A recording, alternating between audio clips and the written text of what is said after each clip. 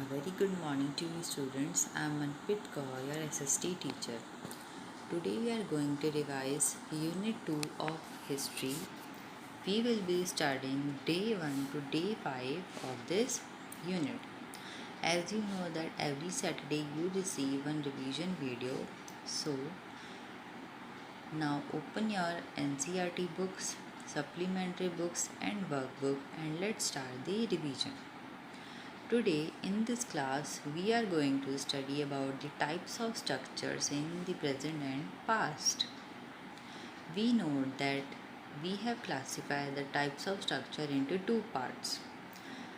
The first is places of rest. It includes houses, hotel, and the other is places of public activity like we used to visit shopping complex and mosque. Similarly, we are going to discuss now the types of structures that was built in the past. Here the places of rest will be forts and palaces, and the places of public activity can be bazaars and temples. You might have heard in the Jodha Akbar picture or any other that Meena Bazaar. So Akbar was one who gave the tradition of Meena Bazaar.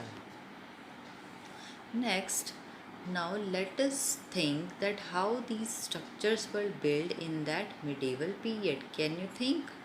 Yes. So structures in the past were built made using basic tools.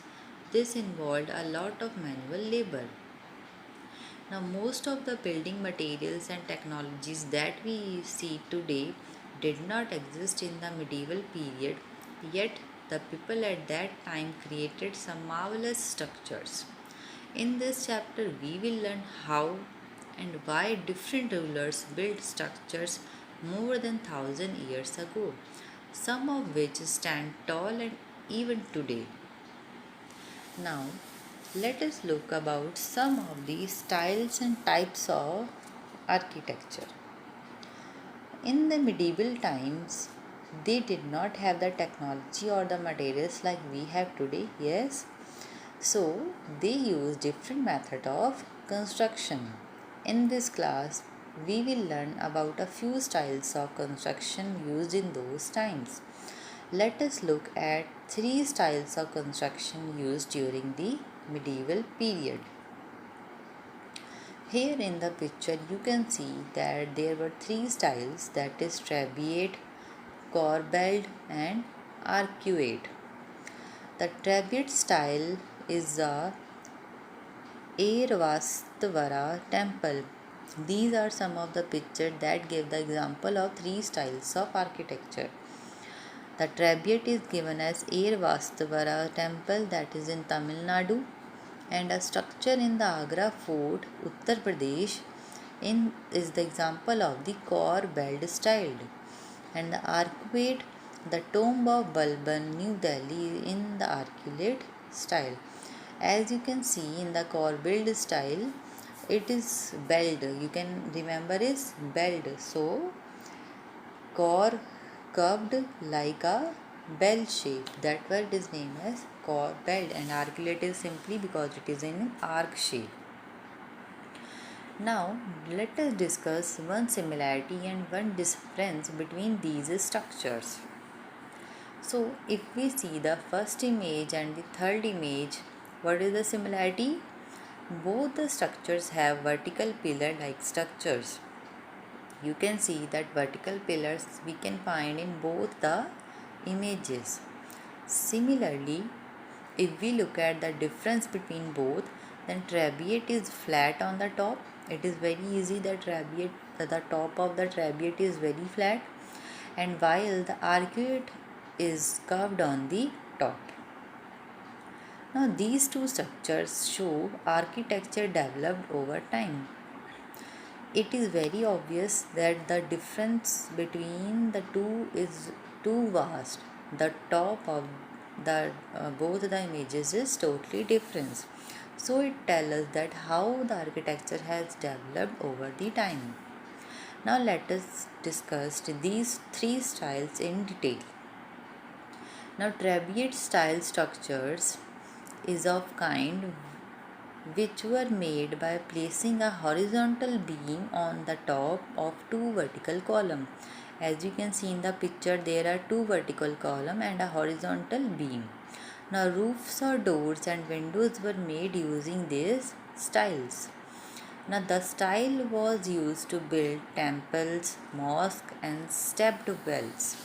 This type of architecture was used to make big halls where it is used to gather the large number of people. Then comes the second type of structure, that is corbelled style structure. The horizontal beams in trapezoid structures often cracked or broke under the pressure of the roofs. So, this led to the rise of a technique called corbelling. A corbelled arch is like a trapezoid structure whose horizontal beam is supported by longer stone slabs, as can be seen in the image to the right. You can all see in the structure that it is similar to the trapezoid. Here also in the trapezoid we can see the vertical column, and similarly in the corbelled we can also see the vertical column. But what is the difference? The difference here comes in the style of the roof. Okay, here we have horizontal beam only a single, but here what happens, the width of the slabs increases as they go outside. Now comes the third type of architecture, that is arcuate style structure. In this style, the top of a door or window was curved, forming an arch. Now this arch carried the weight of any structure built above it. The center of the arch, called the keystone, pushed the weight of the structure to the base. Arcuate structures were more stable than both trapezoid and corbelled structures. So, if any times a question comes that which is the most stable structure out of the three structures, then you will answer it arcuate. What? Arcuate. Yes. Now, this is a temple shown in the picture. It is tall and has as 10 men standing one on top of the other. Now wonder that how did they build the topmost part of the temple without any modern technology? You know that today we are having cranes with the help of whom we can reach to a very top floor or at a height by using the cranes, but at that time we were not having any of these modern technology. So how do they do it? The answer is the technology used in the architecture, that it was they built an inclined path or ramp, which was an ancient technology approach used to build the top of all structures. The path could be 4 to 6 kilometers long. The path would be taken down once the work was completed. As you can see in the picture, or you might have seen in some movies that is related to the Egypt, when they used to build the pyramids also, same strategy was applied.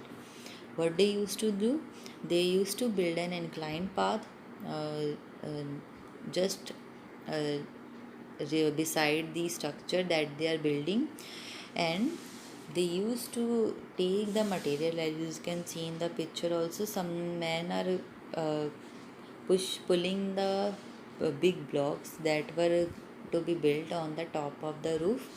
So in this way they used to build the tall structures at that time. Now another technology used in the architecture is that they had the another technology development that happened in the medieval period was the use of limestone cement. When mixed with stone chips, limestone cement hardened into concrete. It acted like glue and held bricks and stones together. Like today we use cement, at that time they had invented limestone. Now using cement made it easier and quicker to build large structures. Now let us look at what is the importance of building two kings and why they used to build these buildings. Now, similarly, kings also build buildings of different kinds to keep their subjects happy. They built water tanks, reservoirs, temples, and mosques. In the pictures, you can see there is Kabuli Bagh Mosque in Panipat and Raja Rajeshwaram Kovil at Thanjavur was made by the Chola king. So, what is the importance of building two kings? But there was another reason why they spent so much money and time building these structures. We have already discussed that kings used to build these buildings to keep their subjects happy. Who were their subjects? The subjects were obviously their praja, or we can say the people of the kingdom. And but there was one more reason why they used to build these buildings. That was that kings built grand buildings to showcase their power to their subjects and other kings. Now, one way they did this was through building grand palaces of worship like temples and mosques. Now, let us look at some of the architectural contribution of the Mughals. We have already studied about the three type styles of architecture, that is Trabeate, Corbelled and Arcuate. Now these are the gift from the Mughals to us. Now Mughals were rulers of a large part of India.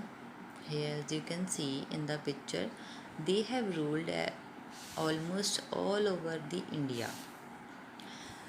The example of few of the architectural design that come from the Mughals is Humayun's tomb that we can find in Delhi.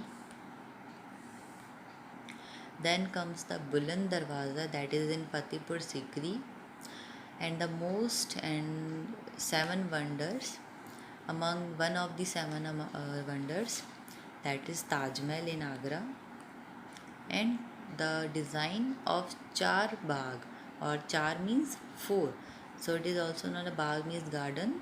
The Char Bagh design was given by the Babur, and this is also incorporated in different Mughal architecture. Then comes the Akbar, who gave the architecture designs of dome and pistak. So here we can list the different types of architectural design that have been given to us by the Mughal Empire, that is Trabeate, Corbelled, Arcuate, Charbagh, Dome, Hasht Bihisht, Chihil Sutun and Pietra Dura. Pietra Dura is the colored form of architecture. They used to melt and carve the stones and marbles in the walls, as you can see in the image. Now at last we are going to discuss about some of the architecture that refer to as a source of history. Now by studying old buildings, what do we learn? Let us look at. Now they help us to understand how people lived during a certain time period. They gave us information about the battles and the other major events from the past. So, there is a list of buildings we have come across in this chapter. Let us now become historians and determine what information those buildings give us about the past. Here, we can see that the name of the structure is Taj Mahal. What is the location of the structure? It is in Agra. Now, what are the features? Taj Mahal was built by the Shah Jahan, a very grand building. It has a dome and garden that is made up of marble. Now, what can we learn from it?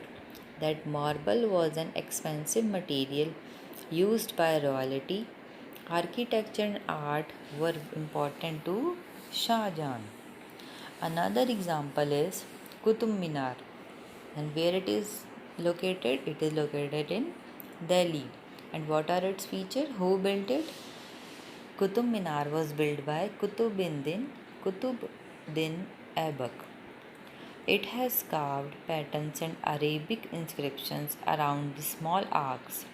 It was repaired by many kings over the years. Now, what do we learn from it? We learned that the ruler of the time spoke Arabic. The region had skilled craftspersons. People had begun using brick and stone to make buildings, even if it was not common. So, at last, now let us just recap what we have covered in this revision. We have discussed that historical monuments are not just places to visit and have fun. They are important for a number of reasons. They are historical objects of the past. They just they gave us information about the rulers and the common people and how they used to think. They also inform us about the different techniques of construction in the past. We learnt about the trabeate, corbelled, and arcuate styles of building structures. We also learned that these monuments are precious historical sources. So, students, this was all for the today's revision class. Now, you will be getting one worksheet attached with it. So, try to see this video and give the answer of the worksheet. If you are able to watch the whole revision video carefully, it's very obvious that you will find the answers of the worksheet very easily. So at last I want to say that happy learning and thank you and have a nice day.